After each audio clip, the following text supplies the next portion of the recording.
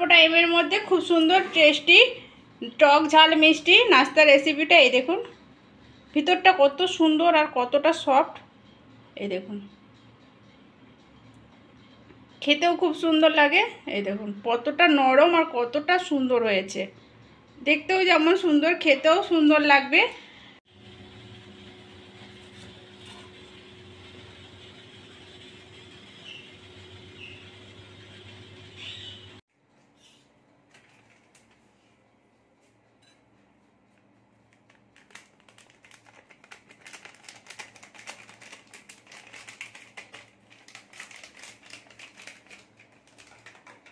নমস্কার বন্ধুরা, বাঙালি কুকিংয়ে সবাইকে স্বাগত। সবাই ভালো আছো? আমিও ভালো আছি। আজকে আমি একটা নাস্তা রেসিপি বানাচ্ছি। আপনারা প্রথম থেকে পুরো শেষ অবধি দেখতে থাকুন। দেখার শুরুতে একটা লাইক দিয়ে দেবেন, ভালো লাগলে সাবস্ক্রাইব করে পাশে থাকবেন। নতুন পুরনো বন্ধুদের অসংখ্য ধন্যবাদ। দেখুন এখানে আমি দুধটা গুলে নিচ্ছি। এখানে আমার দুধটা ছিল 4 চামচের মতো, ওই জন্য দুধটা গরম জল করে, হালকা গরম জল করে দুধটা গুলে নিলাম। এবার আমি কি দিয়ে বানাচ্ছি না বানাচ্ছি সেটা আপনারা দেখতে থাকবেন। এখানে আমি এটা দুধটা গুলে সাইডে রেখে দিচ্ছি। এবার এখানে আমি এক বাটি চিড়ে নিয়েছি, চিড়েটা আমি ভিজিয়ে ভালো করে ধুয়ে নিচ্ছি। এই দেখুন চিড়েটাকে আমি ভালো করে ধুয়ে নিচ্ছি, এটা যাতে চিড়ে থেকে যে ময়লাটা আছে সেটা বেরিয়ে যাবে। আর চিড়েটা খুব সুন্দর পাতলা কিংবা মোটা দুটোই, দুটোর মধ্যে যে কোনো একটা নিতে পারেন, কোনো অসুবিধা নেই। মোটাটা হলে একটুখানি বেশি ভিজাতে হবে, পাতলাটা হলে কম টাইমের মধ্যে হয়ে যাবে। এখানে আমি চিড়েটাকে আছে, চিড়েটাকে আমি ধুয়ে একটু হালকা জল দিয়ে আমি ভিজিয়ে রাখছি। এবার এখানে আমি এক বাটি সুজি নিয়েছি, সুজিটাকে আমি গুঁড়ো করে নেবো পুরো। এবার সুজিটাকে পুরো পাউডার বানিয়ে নিচ্ছি।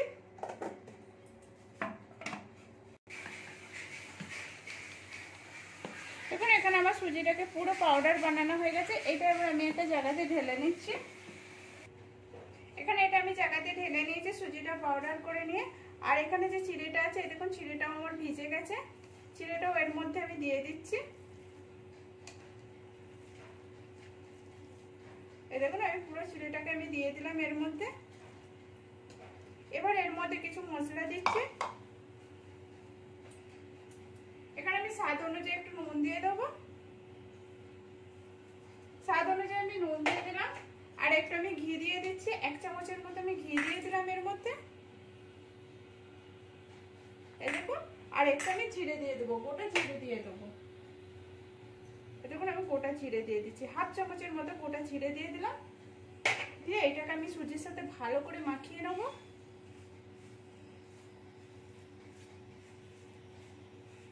আমার সব জিনিসটা মাখানো হয়ে গেছে। এবার আমি যে দুধটা গুলে রেখেছিলাম সেটা আমি অল্প অল্প করে দিয়ে দিচ্ছি। আর এটা আরেকটা জিনিসও করতে পারবেন, পুরো দুধটা সুজির সাথে পাউডারের সাথে মিশিয়ে ভালো করে নিতে পারেন, তাহলে কোনো অসুবিধা নেই। আর দুধটা গুলে নিলেও কোনো অসুবিধা নেই। এটাকে আমি ভালো করে মাখাতে থাকবো যাতে পুরো মোলায়েম হয়ে যায় আর চিড়েগুলো পুরো ভালো করে নরম হয়ে পুরো ঘাঁটা হয়ে যায়, সুজির সাথে মিশে যায়। এই দেখুন এখন এখানে আমার এটা মাখানো হয়ে গেছে। এবার এদিকে আমি একটু একটু করে লেচি নিচ্ছি। দেখুন এরকম করে হাতে করে হালকা হাতে গোল করে নিচ্ছি। এই দেখুন এরকম করে আমি বানিয়ে নিচ্ছি। এবার এটা সাইজটা আপনারা বড় করতে পারেন, ছোটও করতে পারেন, কোনো অসুবিধা নেই। আমি এরকম করে বানিয়ে নিচ্ছি অল্পের মধ্যে, আর টাইমটাও খুব কম লাগবে। হালকা হাতেতে নিয়ে একটু গোল করে নিলেই হবে। আর এটা যতটা ভালো করে মাখানো হবে ততটা ভালো হবে। এই দেখুন হালকা হাতেতে টিপে আমি একটু গোল করে নিচ্ছি। এই দেখুন এরকম করে আমি সবগুলো বানিয়ে নিচ্ছি। এখানে আমার সবগুলো বানানো হয়ে গেছে। এবার আমি একটু চালা ছাঁকনি নিয়েছি, এর মধ্যে আমি একটু তেল লাগিয়ে নিচ্ছি। এই দেখুন একটু ভালো করে তেলটা লাগিয়ে নিচ্ছি। নিয়ে এবার এগুলো আমি দিয়ে দেবো। এগুলো ভাজার আগে একটু স্টিম করে নিলে কি হয়, একটু ভাপিয়ে নিলে সুজিটা আর যে চিড়েটা কাঁচা রয়েছে সেই কাঁচা ভাবটা কেটেও যাবে আর খেতেও খুব সুন্দর লাগবে। এই দেখুন এখানে আমি এগুলো ভাপিয়ে নিচ্ছি। চিড়ে সুজিটা পুরো ভালোভাবে সিদ্ধও হয়ে যাবে আর খেতেও খুব সুন্দর লাগবে, শরীরের পক্ষেও বেশ ভালো। কোনো কাঁচা জিনিস খেলেও অসুবিধা হয় তখন হবে না কিছু। এগুলো আমি সবগুলো দিয়ে দিচ্ছি। এখানে জল বসিয়ে দিয়েছি, জলটা ফুটছে। এবার আমি এটা এখানে বসিয়ে দিচ্ছি। বসিয়ে এটা এবার আমি ভাপাতে দেবো 15 মিনিটের মতো। এরকম ঢাকা দিয়ে দিচ্ছি। এখানে আমার এটা ভাপানো হয়ে গেছে। এবার এটা আমি নামিয়ে নিচ্ছি। এরকম এটা ঠান্ডা হবে একটু, এটা একটু ঠান্ডা হতে হতে এবার আমি যেটা বানাবো একচেও মানে টেস্টি বানানোর জন্য আমি এখানে নিয়ে নিচ্ছি কোড়া। দেখুন এখানে আমি এবার একটু ঘি দিয়ে দিচ্ছি আর একটু তেল দিয়েছি। আর এটা শুধু ঘি দিয়েও বানাতে পারেন, শুধু তেল দিয়েও বানাতে পারেন। এখানে আমার ঘিটা গলে গেছে, আমি এখানে একটু সরষে দিয়ে দিচ্ছি হাফ চামচের মতো। দেখুন সরষেটা আমার অনেকটা ভাজা হয়ে গেছে। এবার আমি কারি পাতা দিয়ে দিলাম, একটু বেশি করে কারি পাতা দিয়ে দিলাম।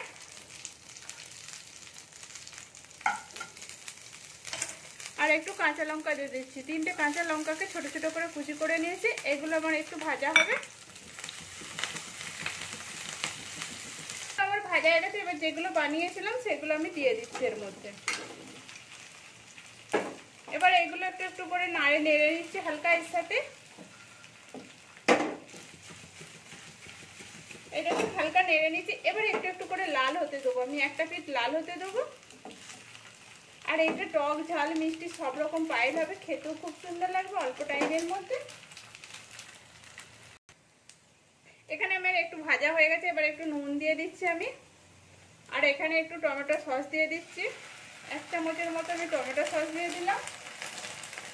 একটু লেবুর রস দিয়ে দিচ্ছি আমি, ভিনিগারও দিতে পারেন, আমি কিন্তু লেবুর রসটা দিচ্ছি। এই দেখুন এবার এইটাকে আমি ভালো করে এর সাথে মিশিয়ে নিচ্ছি।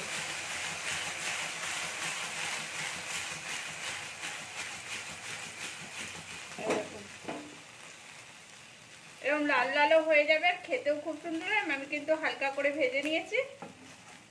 আর এটা আমার পুরোটাই কমপ্লিট হয়ে গেছে। দেখুন এখানে আমার পুরোটা কমপ্লিট হয়ে গেছে। আমি এখানে ঢেলেও নিয়েছি। আর এটা কত সুন্দর হয়েছে, এই দেখুন দেখতেও খুব সুন্দর লাগবে আর খেতেও খুব সুন্দর লাগে। টক ঝাল মিষ্টি পুরো সব পাইল করা রয়েছে। আর সকালে নাস্তার জন্য খুব সুন্দর। প্লিজ আপনারা এরকম করে বাড়িতে বানিয়ে দেখুন, কেমন হয়েছে সেটাও কমেন্ট করে বলবেন। ভালো লাগলে একটা লাইক করবেন, শেয়ার করবেন, সাবস্ক্রাইব করে পাশে থাকবেন।